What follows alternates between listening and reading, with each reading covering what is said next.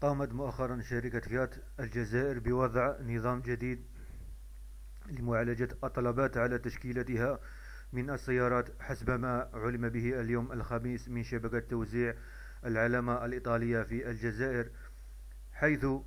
يمكن الآن لزبائن فيات وضع طلب مسبق على السيارة التي يرغبون في اقتنائها في حالة عدم توفرها في المخزون، مع تقديم بطاقة التعريف الوطني ومختلف تفاصيل طلبيتهم، ليتم بعد ذلك تسجيلهم في منصة رقمية على مستوى كل وكيل دون دفع أي تسبيق،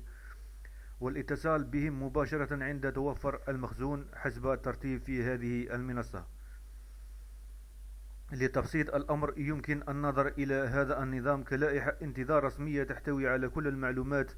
اللازمة حول الزبون السيارة المرغوب فيها وقت وترتيب التسجيل. هذا النظام جاء لمزيد من الشفافية والفعالية في استقبال الطلبات المسبقة، وبالتالي الطلبات الفعلية وتفادي أي مشاكل فيها